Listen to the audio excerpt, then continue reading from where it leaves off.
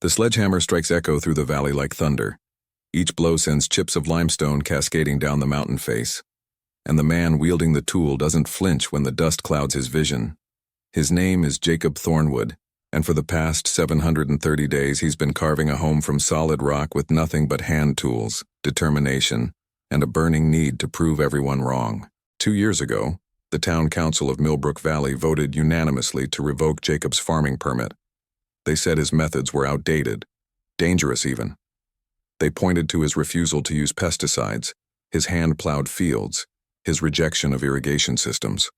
When developers offered to buy his land for 3 times its value to build a resort, the council pressured him relentlessly.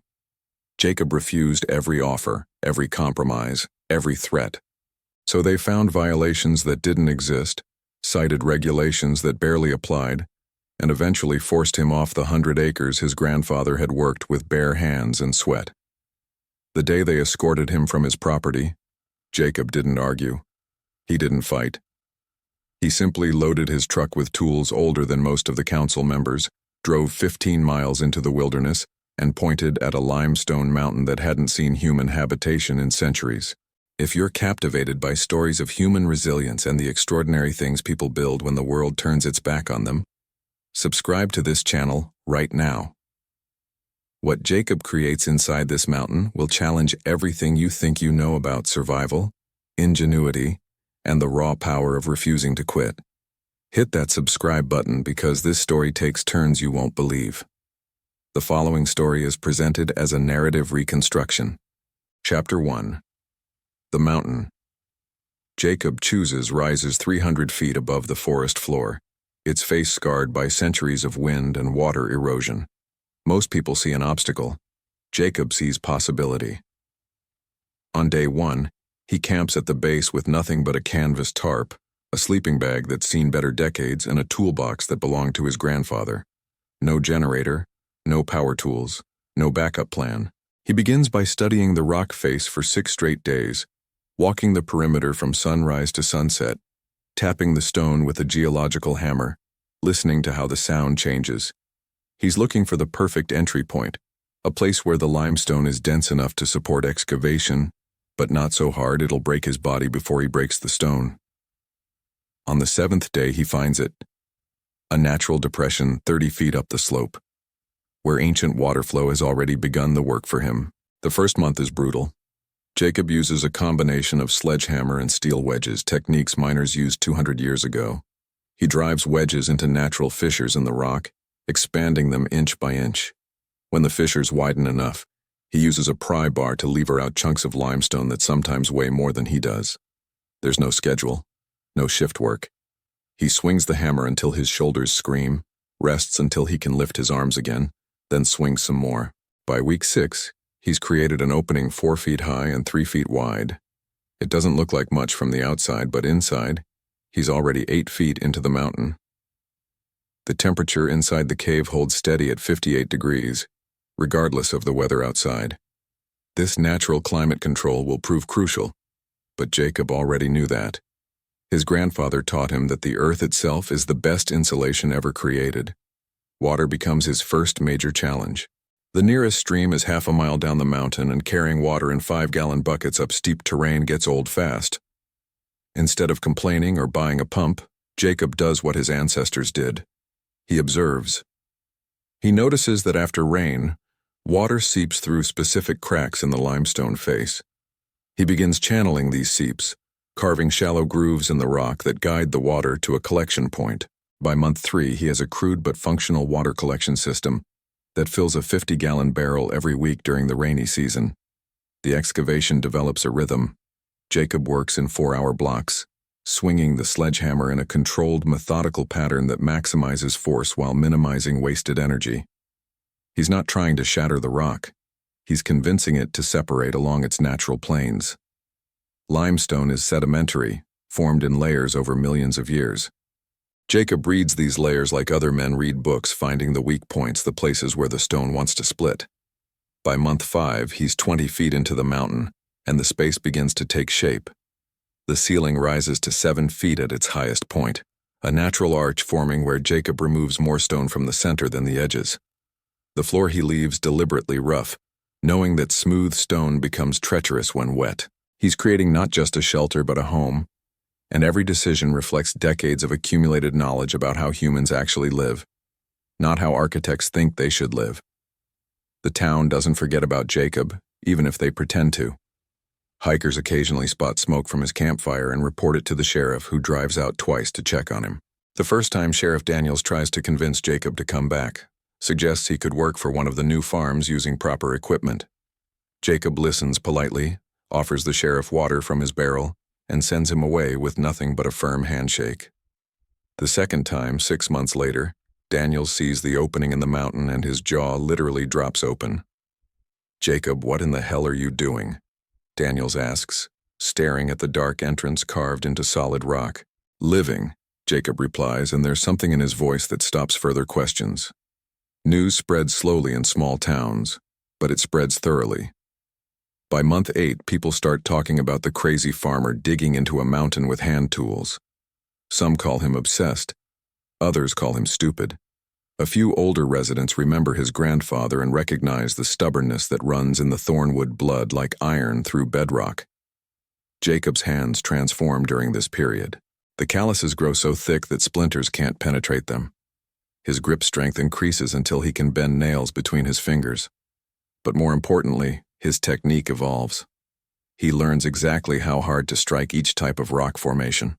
He develops an almost supernatural ability to read the stone, knowing where it will fracture before the hammer ever makes contact. The interior space now extends 30 feet deep, and Jacob begins creating subdivisions, not walls exactly, but natural separations where he's carved alcoves and recesses into the limestone. One area will be for sleeping, positioned in the deepest part where temperature variations are minimal. Another for food storage, where the constant cool and low humidity will preserve supplies better than any refrigerator. A third area near the entrance for working and cooking, where smoke can escape through the opening. Month 10 brings the first serious accident. Jacob is working on expanding the ceiling when a piece of limestone larger than expected breaks free.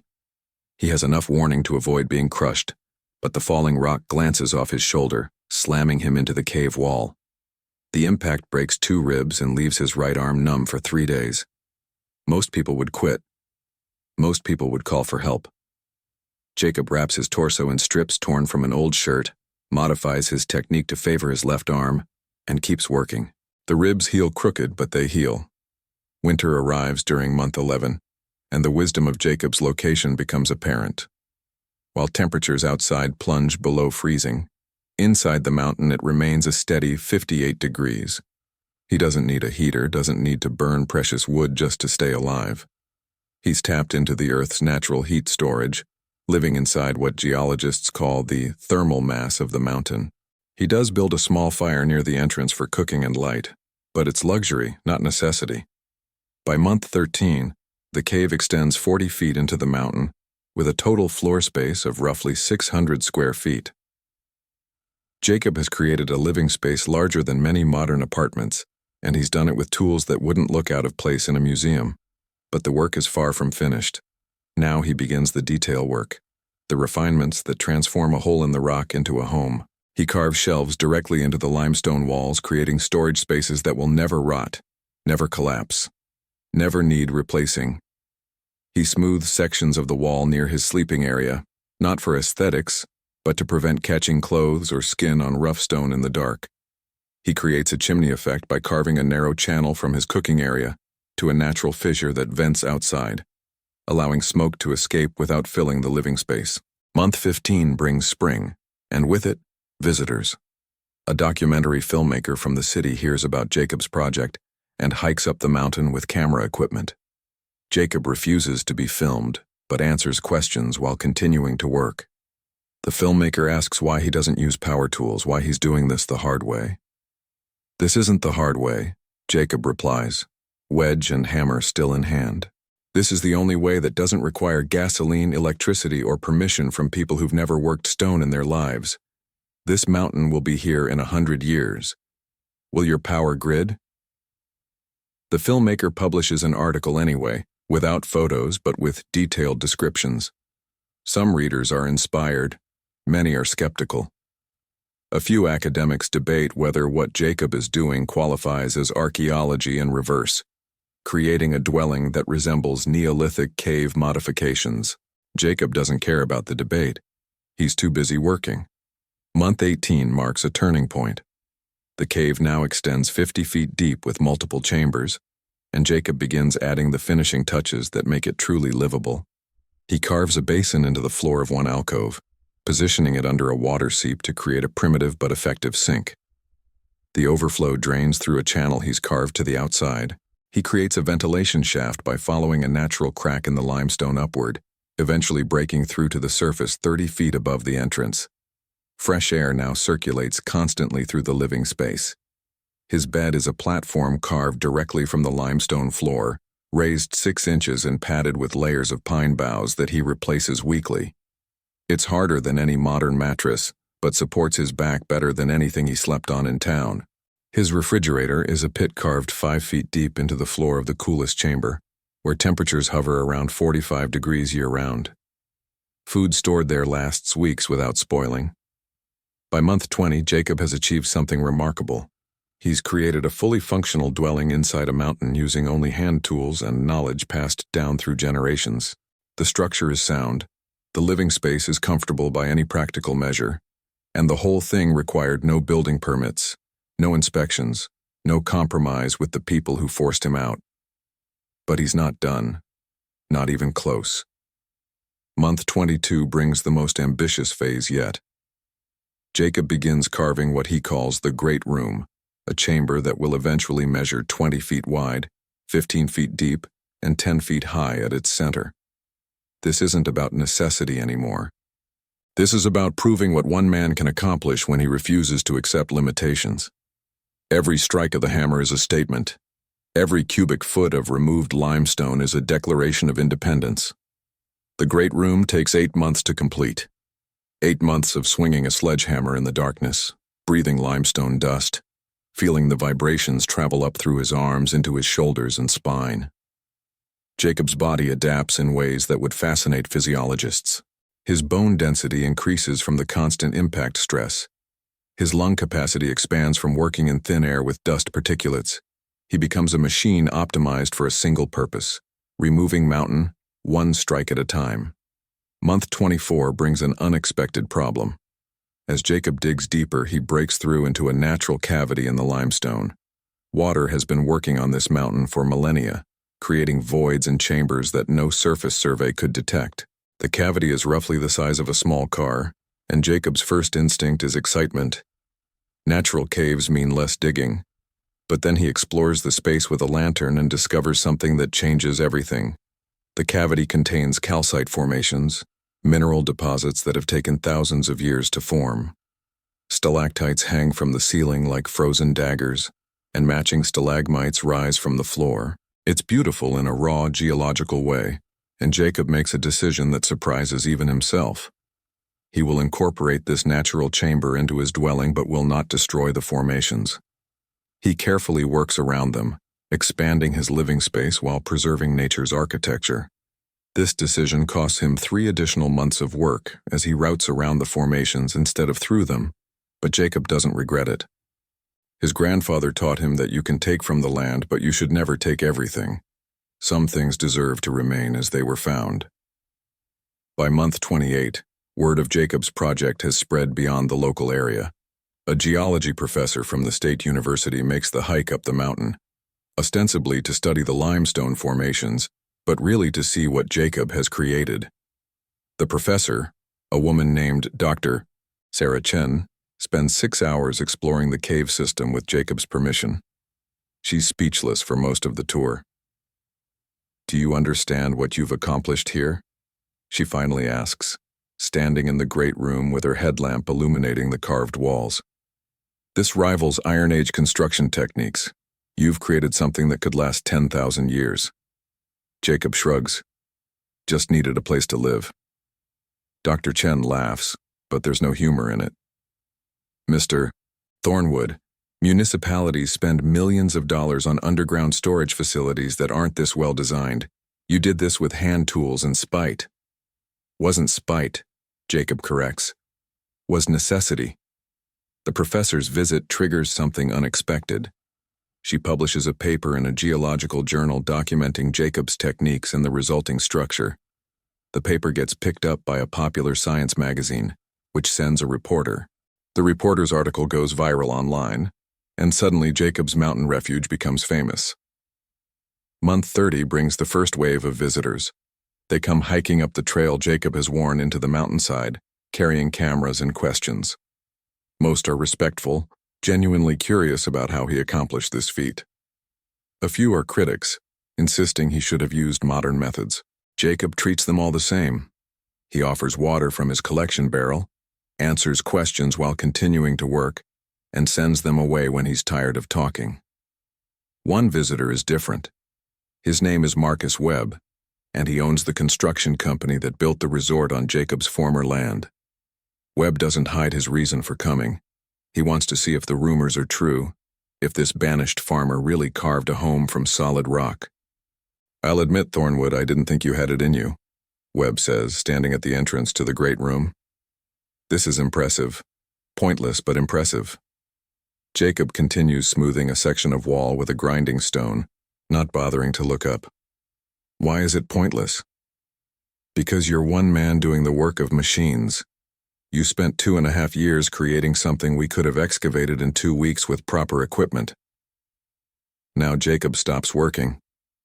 He sets down his tools and faces Webb directly. "And in 2 weeks you'd have spent more in fuel and equipment rental than I'll spend in my lifetime. Your excavation would have required permits, inspections, and payments to a dozen different authorities. Mine required stone, tools, and the willingness to swing a hammer until the job was done. So tell me, who's really winning?" Webb has no answer for that. He leaves without another word, and Jacob returns to his grinding stone. Month 32 brings winter again, and with it, a crisis in the valley below. A severe ice storm knocks out power to Millbrook Valley for 11 days. People huddle in their homes with failing heat, burning furniture to stay warm, draining their emergency supplies. Meanwhile, Jacob sits in his mountain dwelling at a comfortable 58 degrees, eating preserved food from his natural refrigerator, reading by lantern light. He doesn't gloat. He doesn't even mention it when the power comes back on. But people notice.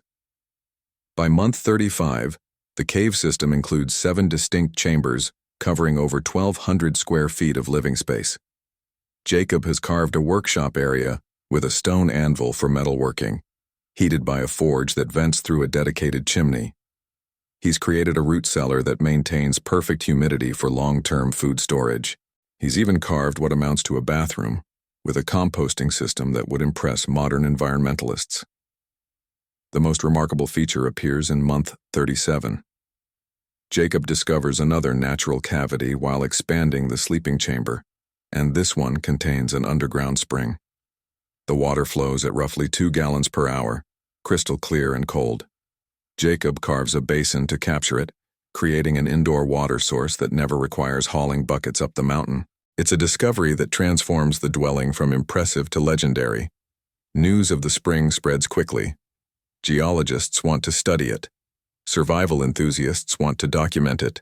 The town council wants to regulate it. Jacob ignores them all and keeps working. Month 40 brings the first serious challenge to Jacob's claim on the mountain. A lawyer representing the county government hikes up with papers claiming the land belongs to the State Forest Service, and Jacob is essentially squatting. The lawyer, young and ambitious, explains that Jacob will need to vacate within 30 days or face legal action. Jacob reads the papers carefully, then hands them back. This mountain was surveyed in 1887. According to those records, everything above the 2,000-foot elevation line is designated as uninhabitable wilderness. No ownership was ever established because nobody thought it was worth claiming. I checked before I started digging. The lawyer's confidence wavers. That was over a century ago. Modern surveys might show different boundaries. "Then produce one," Jacob says. "Until you show me proof that someone owns this specific section of mountain I'm staying." The lawyer leaves, promising to return with documentation. He never does. Either the county decides it's not worth the fight, or Jacob is right about the ownership question. Either way, nobody comes to evict him. Month 42 marks the moment when everything changes. The drought starts gradually, as these things do, with a few weeks of missed rain that farmers notice but don't worry about. Then a few weeks become 2 months, and 2 months become 4. The streams that feed Millbrook Valley begin to run dry. Wells that have produced water for generations start pumping mud. The reservoir that supplies the town drops to 30% capacity, then 20, then 15. By month 45, the town implements water rationing. Residents can use water for drinking and essential cooking only. No lawn watering, no car washing, no long showers. The resort built on Jacob's former land, with its Olympic-sized pool and decorative fountains, becomes a symbol of waste. They drain the pool and shut down the fountains, but the damage to their reputation is permanent. Jacob watches all of this from his mountain perch.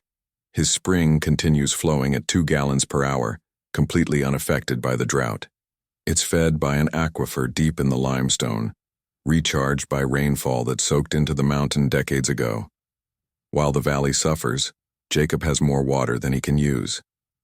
The first person to ask for help is Sheriff Daniels. He makes the climb up the mountain during month 46, moving slowly because he's rationing his own water consumption, and the heat is brutal. Jacob sees him coming and has a cup of cold spring water waiting when Daniels reaches the entrance. "I'm not here officially," Daniels says after draining the cup in 4 long swallows.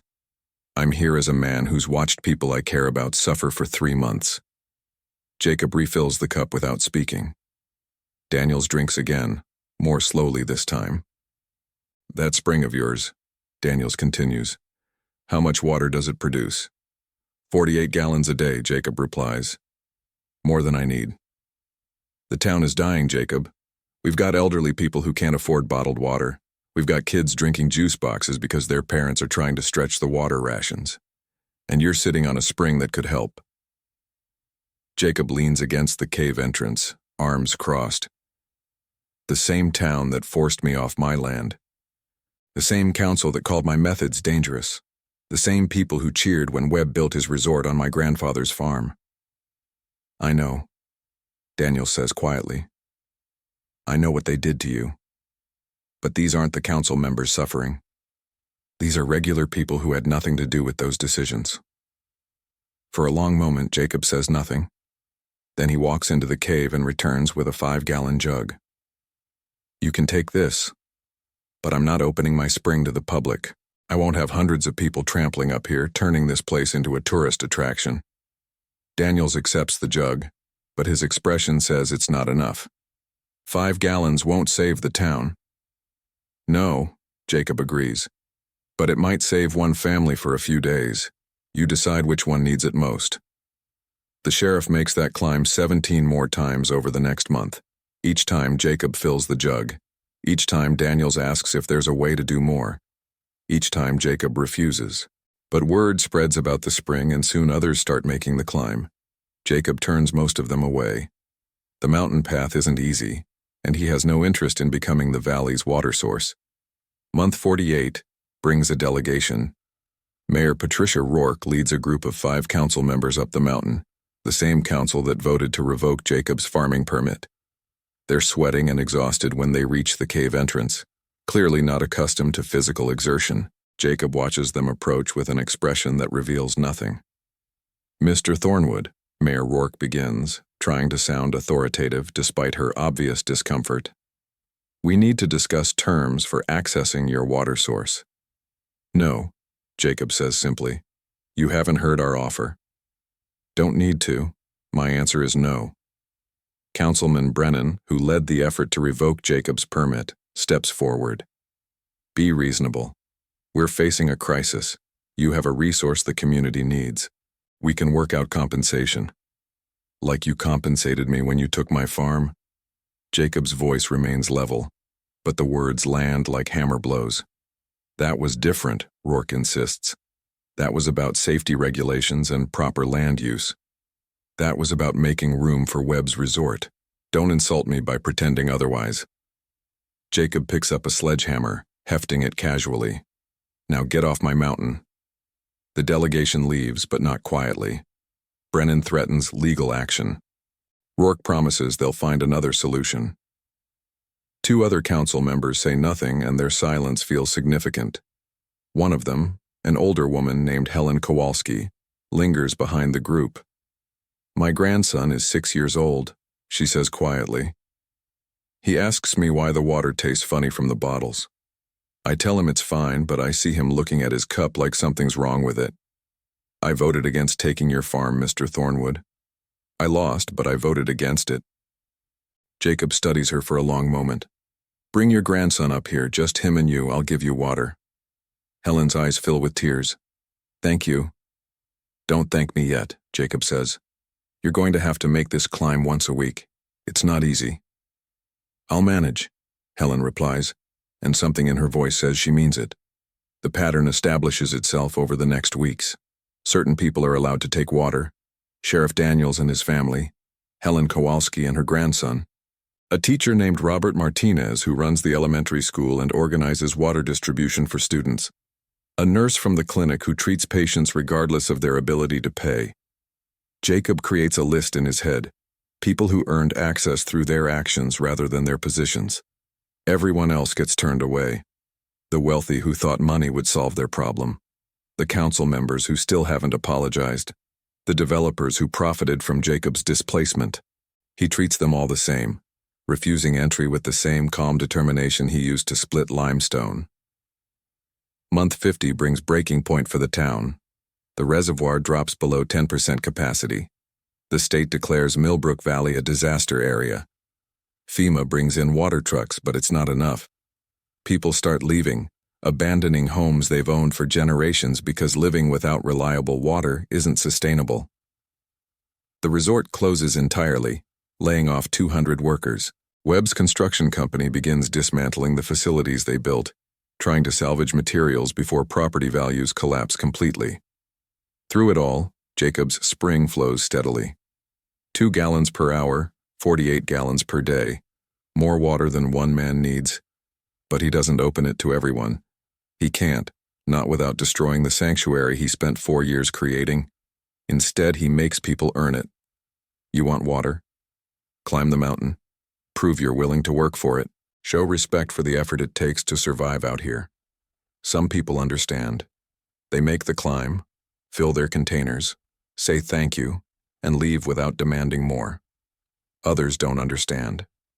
They argue that water should be free, that Jacob is being cruel, that he has a moral obligation to help. Jacob listens to their arguments and then points back down the mountain. "Water is free," he tells them, "but the effort to collect it isn't. I spent 4 years carving this place from solid rock. I found this spring with my own hands. You want what I have? Then do what I did. Find your own mountain. Start digging." Month 52 arrives, exactly 4 years since Jacob first struck stone with his sledgehammer. The cave system now includes 9 chambers covering 1,500 square feet.